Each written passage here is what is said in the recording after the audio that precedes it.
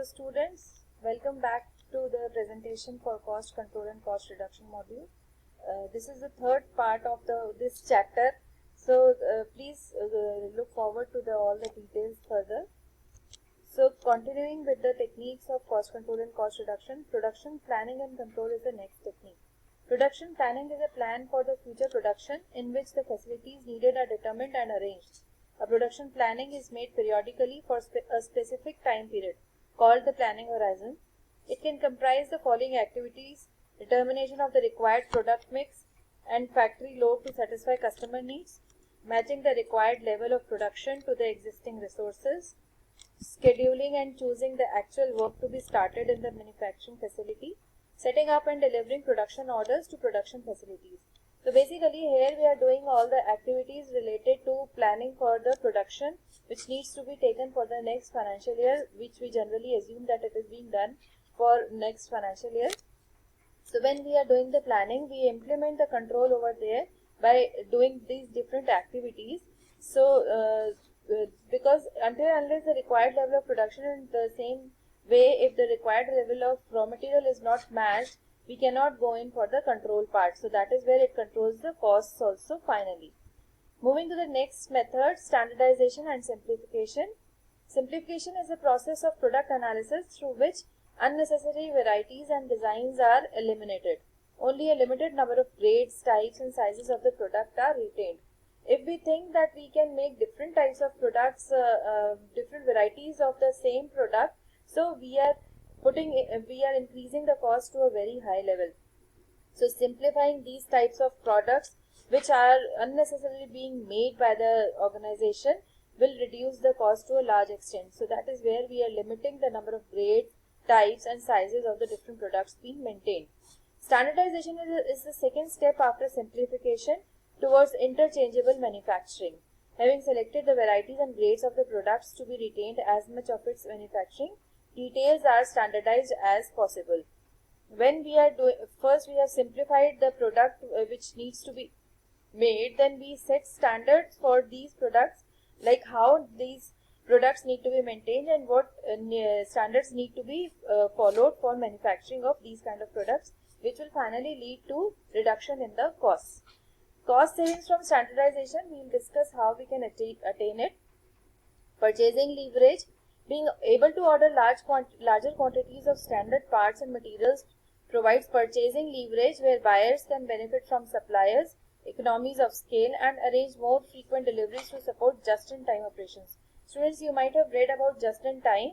This is that methodology wherein we don't need to store the raw materials for a very long time. We just get the raw material when they are required. So there might be a difference of 1 day or 2 days, which saves upon the storage cost to a large extent. So purchasing leverage if we have, then only just-in-time operations can be introduced and these costs can be saved. Lowering material overhead. There is far less material overhead to procure standard parts and materials which are more common, more readily available and have more sources. The material which is required for production, we need to procure that at the correct time, so that for when we have set standards for different parts or different raw materials, then these can be readily available and we have more sources of collecting them. That is where cost saving activity can be done because they will be available in abundance. Spontaneous resupply possible. Many costs can be reduced by arranging spontaneous resupply of parts and materials instead of the more expensive forecast-based purchase orders and holding inventories. When by chance, let's say the production level needs to be increased, if we have these kind of spontaneous resupply available, then we can lower the cost, because instead of more expensive purchased orders, because if we are ordering it beforehand and then holding the inventories, we are incurring more cost than saving them. Then there are few benefits of standardization.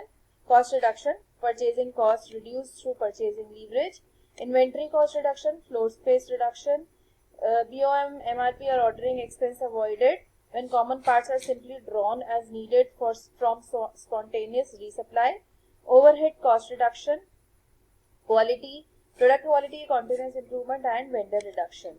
So these are few benefits of the standardization. So we can go in for this particular method for cost reduction or cost control continuously, because ultimately it will be a long-term benefit which will be there for the organization. Then the next step is value analysis. Value analysis is an approach to cost saving that deals with product design. Here, before buying any equipment or materials, a study is made as to what purpose these things serve. Would other lower cost design work as well? Is there a cheap material which can serve the same purpose? So value analysis is basically a procedure which specifies the function of products or components and establishes appropriate cost, determines alternatives and evaluates them. So basically the objective of value analysis is the identification of such costs in a product that do not in any manner contribute to its specification or functional value. Thus, it is the process of reducing the cost without sacrificing the predetermined standards of performance. It is a supplementary device in addition to the conventional cost reduction methods. Value analysis is closely related to value engineering. It is very helpful in industries where production is done on a large scale, and in such cases, even a fraction of savings in cost would help the firm significantly. So, I hope you might have understood what is basically value analysis. It is basically finding out whether anything which is being put into production, does that add any value to the production cost or to the product or for any customer's requirement. If it is not required, we completely remove that and thus reduce the costs. Then you have automation. Automation is certainly a means of reducing costs. It also reduces human interaction. It is the advance of automatic techniques which has changed the face of industry and commerce. The proportion of people working in manual and semi-skilled jobs has been drastically reduced. Automation is the use of automatic control equipment to operate and control machines. Automation is being used at an increasing speed, spurred on by the development of the large-scale integrated circuits printed onto silicon chips. The next stage in the development of automated controls was the use of analog computers. It is a machine designed to process electronic signals. So basically, when we are talking about automation, as you all very well know, that across last 20 years, many processes have been removed, many processes have been changed to automated processes, wherein the human interaction goes nil and the processes are being continuously done by the machines.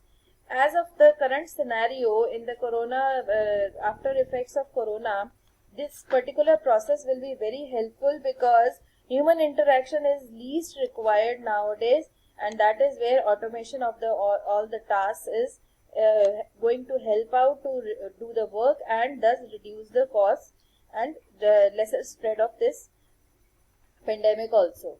So moving on to the next slide, it is job evaluation and merit rating. Job evaluation is the process of analysis, assessment of jobs to ascertain their comparative labor worth. Each job factor has given a relative weightage and is allotted a number of points, depending upon its nature and requirement of different factors in its performance. A job secures a number of points. So, basically, we are evaluating every job, whether this particular job which is being assigned to some person, it is required or not. And then, if it is by chance not required, we can do away with that particular job. We just remove it. Every job is actually analyzed on the basis of the weightage given to it, the number of points allotted to it, and then finally we evaluate whether it is required or not. There is some importance of job evaluation. It is like fixation of structure, discloses anomalies, helps in recruitment of new workers, improves labor relations. When we are talking about job evaluation, fixation of the structure of how the work has to be done, that is being said when we are doing this any particular task or making any product. It discloses anomalies wherein if there is any fault in doing some task, that is also being taken out, and the anomaly can be removed. Sometimes we need new workers for doing the same job, which cannot be evaluated, like if we have already forced some people to do overload of work. So it helps in recruitment of new workers, or also helps in removal of few workers also. It improves labor relation, because when every job is evaluated, we are evaluating how much work is being given to any particular worker. Next is merit rating. It is a comparative appraisal of individual merits of an employee. It is a qualitative or quantitative assessment of an employee's performance or his personality made by his supervisor or any other competent person. The overall assessment of any employee's performance or his personality by the supervisor is being done so that if he is contributing to the organization well, then his appraisals are done accordingly. Otherwise, he is not being given extra bonuses for not contributing to the organization. There is some importance of merit rating also. It helps in ascertaining the suitability of the worker for a particular job.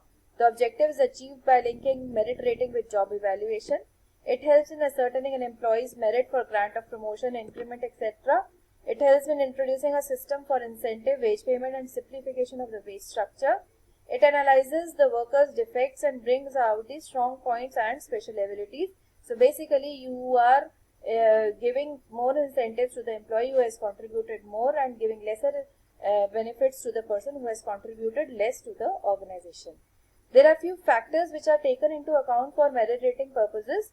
The quality of work done, quantity of work done, initiative, reliability, integrity, sense of responsibility, cooperation and discipline, sense of judgment, knowledge and skills, punctuality. Each of the above factors is assigned points and the employees are ranked in order of the points. So whosoever gets the maximum points, he gets the more incentives or benefits from the organization. So students, this is all for this part of the presentation. We'll complete this topic when we'll move to the next presentation. So please continue studying and be safe. Thank you.